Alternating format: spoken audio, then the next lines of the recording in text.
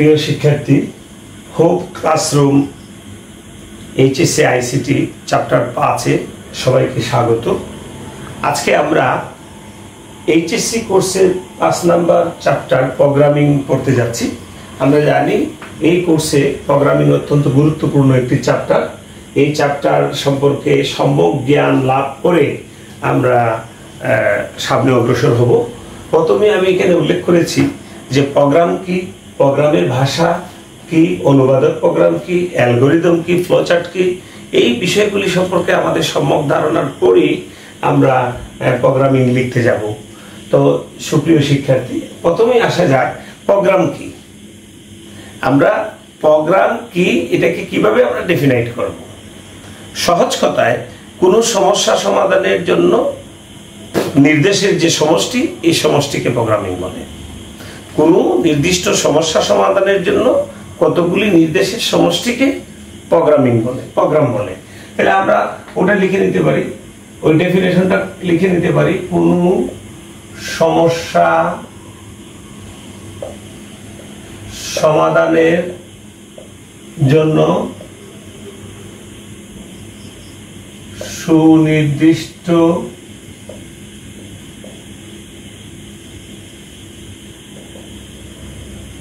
নির্দেশের সমষ্টিকে প্রোগ্রাম বলে। এটা আমরা ডেফিনেশনটুকু একটু লিখে রাখবো, কারণ জ্ঞানমূলক প্রশ্নে প্রোগ্রাম কি নামে প্রশ্ন আসে, ঠিক এতটুকু লিখলেই উত্তর কভার করবে যে কোন সমস্যা সমাধানের জন্য সুনির্দিষ্ট নির্দেশের সমষ্টিকে প্রোগ্রাম বলে। তো প্রোগ্রামের ভাষা, প্রোগ্রাম লিখতে গেলে তার নিজস্ব ভাষা রয়েছে। প্রোগ্রামের ভাষার মধ্যে কি রয়েছে? প্রোগ্রাম আমরা লিখি সি দিয়ে, লিখি C plus plus, Java, JavaScript, oracle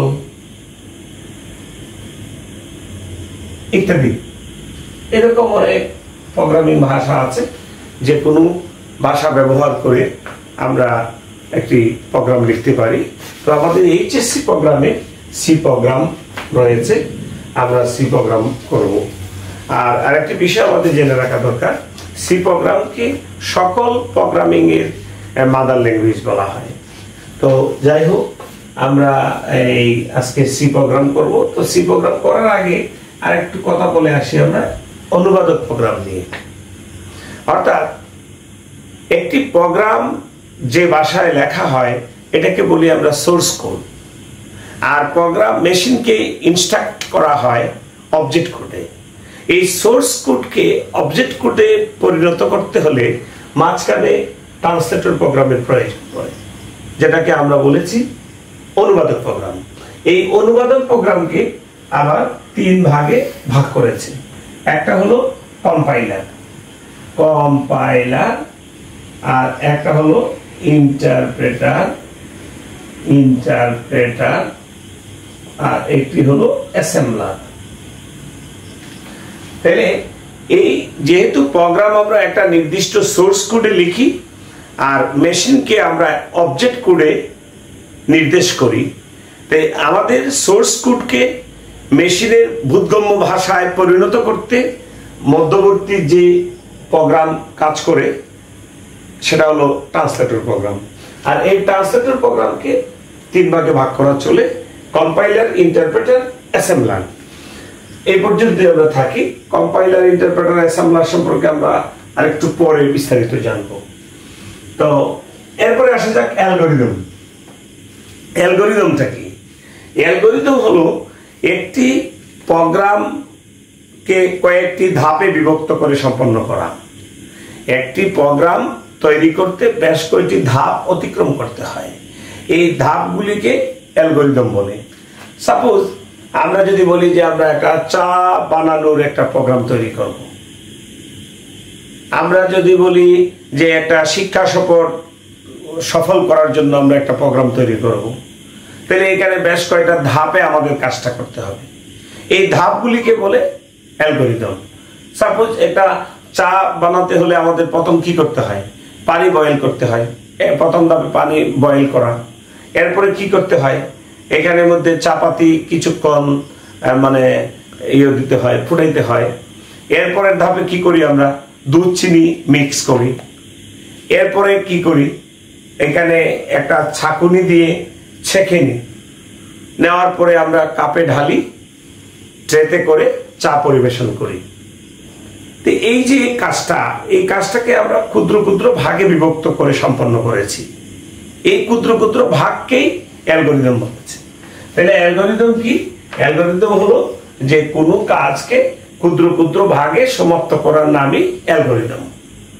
আশা করি তোমরা নোট ডাউন করেছ, আমি তো আর সবকিছু লিখে পারবো না।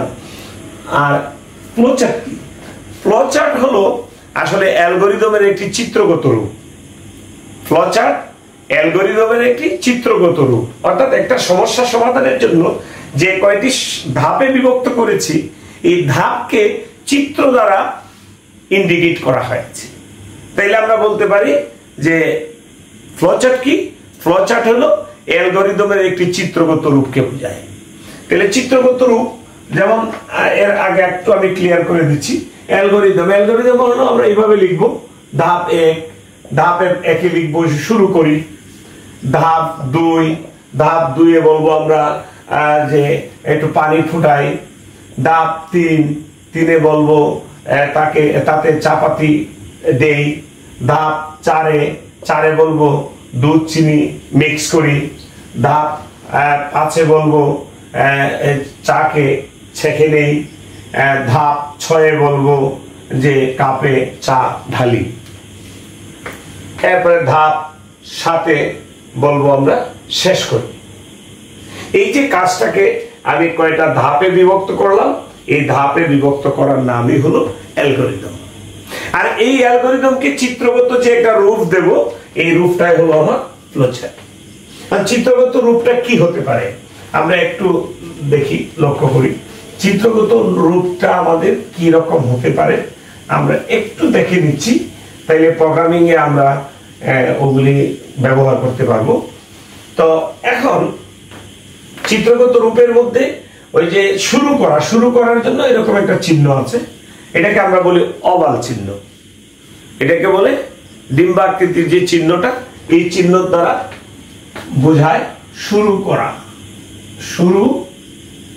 শুরু করি, এই চিহ্ন দ্বারা শুরু করি মিন করে। এরপরের কাজ কি আমাদের? এরপরের কাজ হলো যে কোনো কিছু ইনপুট দেওয়া।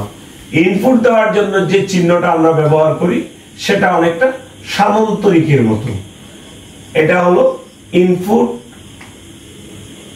ইনপুট করি, ডেটা ইনপুট করি। এরপরে আমরা কি করব? ডেটাকে প্রক্রিয়াকরণ করব। প্রক্রিয়াকরণের জন্য আমরা যে চিহ্ন ব্যবহার করি সেটা অনেকটা দেখতে আয়তকারের মতো। প্রক্রিয়াকরণ, এখানে এই চিহ্ন দ্বারা প্রক্রিয়াকরণ মিন করে। এরপরে যে কাজটা আমরা করি, প্রক্রিয়াকরণের পরে আমরা কি পাই? ফলাফল পেয়ে যাব। তার মানে ওই ইনপুটের যে চিহ্ন, আউটপুটের জন্য একই চিহ্ন। তাহলে আমরা কি পেলাম? ইনপুটের চিহ্নটা যেরকম সামন্তরিকের মতো, ঠিক একইভাবে আউটপুটের চিহ্নটাও। তা আমরা আউটপুট পেয়ে গেলাম। আউটপুট পেয়ে গেলে তো আমাদের কাজ শেষ। একটা সমস্যার ফলাফল যখন পেয়ে যাব, তখন এরপরে তার কোনো কাজ অবশিষ্ট থাকে না। তার মানে আমাদের শেষ হয়ে গেল। শেষ করার জন্য আবার একটা ওভাল সাইন, ডিম্বাকৃতির চিহ্ন। তার মানে শুরু করতে যে চিহ্ন, শেষ করার জন্য একই চিহ্ন ব্যবহার করি আমরা। এই হলো মোটামুটি একটা মানে ফ্লোচার্টের চিত্র। তো এখানে কয়টা চিহ্ন আমরা দেখলাম? একটা ডিম্বাকৃতির চিহ্ন, যেটার দ্বারা শুরু করা এবং শেষ করা বোঝায়। আর একটা কি দেখলাম? সামন্তরিকের মতো চিহ্ন, যেটা দ্বারা ইনপুট এবং আউটপুট মিন করে। আর আয়তক্ষেত্রের মতো যেটা, ওটার দ্বারা আমাদের প্রক্রিয়াকরণ বোঝায়। এছাড়াও আরো দুই একটা চিহ্ন আছে, আমরা সামনে গেলে আরো পাবো। তো আপাতত একটু বলে রাখি, এই একটা চিহ্ন খুব বেশি দরকার পড়বে, সেটাকে বলি আমরা সিদ্ধান্ত গ্রহণ। এই সিদ্ধান্ত গ্রহণের যদি দরকার পড়ে যে 5 greater than 3, true or false, এরকম যদি সিদ্ধান্ত দিতে বলে আমাদেরকে যে 5 3 চেয়ে বড়, এটা আমরা হয়তো হ্যাঁ বলবো অথবা না বলবো। এরকম সিদ্ধান্ত গ্রহণের ক্ষেত্রে আমরা যেরকম একটা চিহ্ন ব্যবহার করি, এই চিহ্নটা এরকম। তো এটা আমরা পাবো, এটা একটু জেনে রাখলাম। আর একটা চিহ্ন খুব বেশি ব্যবহার হবে ওরকম, এটাকে বলে সংযুক্তিকরণ। এটাকে বলে সংযুক্তিকরণ, মানে কারেক্টর হিসাবে ইউজ হয়। তো এই কয়টা মৌলিক চিহ্ন আমাদের ফ্লোচার্টে ব্যবহার হয়। যাই হোক প্রিয় শিক্ষার্থীরা, আমি তোমাদের সাথে বেশ কিছু বিষয় আলোচনা করে ফেললাম। যে প্রোগ্রাম কি? প্রোগ্রাম হলো কোনো নির্দিষ্ট সমস্যা সমাধানের জন্য কতগুলি নির্দেশের সমষ্টিকে বোঝায়। আমি আলোচনা করেছি প্রোগ্রামিং ভাষা। প্রোগ্রামিং ভাষা, প্রোগ্রাম তৈরি করতে হলে তার নিজস্ব কিছু ভাষা রয়েছে, যেমন সি, সি প্লাস প্লাস, তারপরে জাভা, জাভাস্ক্রিপ্ট, তারপরে অরাকল, রুবি, এক্সেট্রা এক্সেট্রা, অনেকগুলি ভাষা রয়েছে। তো আমাদের ইন্টারমিডিয়েট কোর্সে সাধারণত আমরা সি পড়ি। তো সির কিছু নিজস্ব ভাষা আছে, ওটা আমরা প্রোগ্রাম লিখতে গিয়ে দেখবো। এরপরে আমরা যে অনুবাদক প্রোগ্রাম বলেছি, অনুবাদক প্রোগ্রাম এই কারণে বলেছি যে প্রোগ্রাম লেখা হয় সোর্স কোড দিয়ে, আর প্রোগ্রামের কম্পিউটারকে, মেশিনকে ইনস্ট্রাক্ট করা হয় অবজেক্ট কোড দিয়ে। তো সোর্স কোড সরাসরি কম্পিউটার বুঝতে পারে না, মেশিন বুঝতে পারে না, তাকে বোঝাতে সাহায্য করে অনুবাদক প্রোগ্রাম। এই অনুবাদক প্রোগ্রামকে তিন ভাগে ভাগ করা চলে, একটা কম্পাইলার, ইন্টারপ্রেটার, অ্যাসেম্বলার। এই কম্পাইলার ইন্টারপ্রেটারের মধ্যে বেসিক পার্থক্যটা কি, এটা আমি যখন প্রোগ্রাম লিখবো তখন তোমাদের সামনে তুলে ধরবো, এই মুহূর্তে বলছি না। এরপরে আছে আমাদের অ্যালগরিদম। অ্যালগরিদম হলো একটা প্রোগ্রামার যখন প্রোগ্রাম তৈরি করেন তখন প্রথম তিনি একটা অ্যালগরিদম ঠিক করেন। অ্যালগরিদম মানে ওনার এই সমস্যাকে ছোট ছোট কয়েকটি ধাপে বিভক্ত করেন। যেমন আমি লিখেছি এখানে ধাপ 1, ধাপ 2, ধাপ 3, এইভাবে অনেকগুলি ধাপে বিভক্ত করেন। এই অ্যালগরিদমের পরে প্রোগ্রামার যেটা করেন সেটা হলো ফ্লোচার্ট তৈরি করেন। এই তার কয়েকটি অ্যালগরিদমের ধাপকে উনি চিত্র আকারে উপস্থাপন করেন। এটা হলো অ্যালগরিদমের চিত্রগত রূপ, যেটাকে আমরা ফ্লোচার্ট বলবো। তো এইটার দ্বারা কি মিন করে সেটা আমি তোমাদেরকে ক্লিয়ার করে দিয়েছি। এই ওভাল চিহ্ন দ্বারা শুরুও বোঝায়, শেষও বোঝায়। আবার এই সামান্তরিক চিহ্ন দ্বারা ইনপুট এবং আউটপুট দুটাই বোঝায়, আর আয়তক্ষেত্র চিহ্ন দ্বারা প্রক্রিয়াকরণ বোঝায়।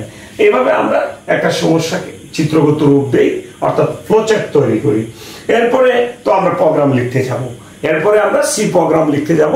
সি প্রোগ্রাম লেখার নির্দিষ্ট কিছু মানে হেডার ফাইল আছে, নির্দিষ্ট কিছু সেন্সিটিভিটি আছে, এগুলি নিয়ে আমরা আগামী ক্লাসে বিস্তারিত বলবো।